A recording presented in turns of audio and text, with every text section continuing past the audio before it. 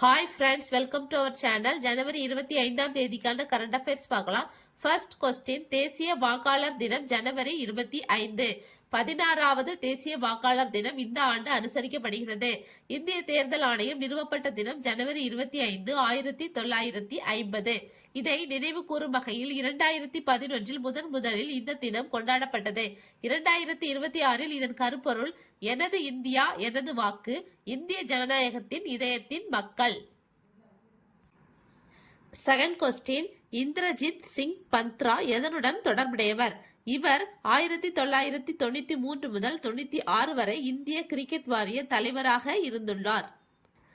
ஜனவரி 25, 2026 காலமானார். Third question, தேர்தல் ஆணையத்தால் கொண்டாடப்படும் 16வது தேசிய வாக்காளர் தினத்தில் தமிழகத்திலிருந்து விருது பெற்றவர் யார்? தஞ்சாவூர் மாவட்ட கலெக்டர் பிரியங்கா பங்கஜம் அவர்கள். தேர்தல்களில் தொழில்நுட்பத்தை திறம்பட பயன்படுத்துதல் பிரிவில் 2025ஆம் ஆண்டுக்கான சிறந்த மாவட்டத்துக்கான விருதை இவர் பெற்றுள்ளார். ஃபோர்த் கொஸ்டின், ஜனவரி 26 குடியரசு தின விழாவில் விசிஷ்ட் சேவா விருது பெறுபவர் யார்?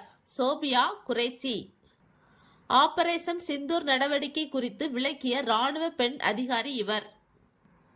ஜனவரி 26, 2026 குடியரசு தின விழாவில் அசோக சக்ரா விருது பெறுபவர் யார்?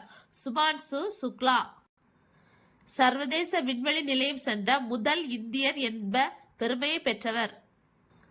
சிக்ஸ்த் கொஸ்டின், ஜனவரி 26 குடியரசு தின விழாவில் சர்வோத்ரம் ஜீவன் ரக்ஷா பதக்கம் பெறும் தமிழர் யார்? PS கௌரி சங்கர் ராஜா. வீரதீர செயல்களில் ஈடுபட்டு மனித உயிர்களை காப்பாற்றுவோரின் செயல்களை கௌரவிப்பதற்காக இந்த விருது வழங்கப்படுகிறது. இந்த விருது இவரின் மரணத்திற்கு பிறகு வழங்கப்படுகிறது.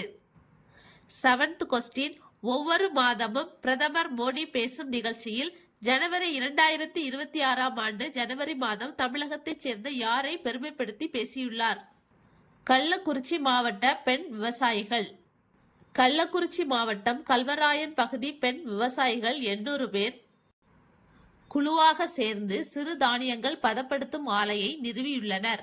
சிறு தானியங்களை சிறப்பாக சந்தைப்படுத்தியதற்காக பிரதமர் மோடி அவர்களை பாராட்டியுள்ளார். உலகிலேயே ஸ்டார்ட் அப் நிறுவனங்கள் அதிகம் கொண்ட 3வது பெரிய நாடாக மாறியுள்ள நாடு எது? இந்தியா.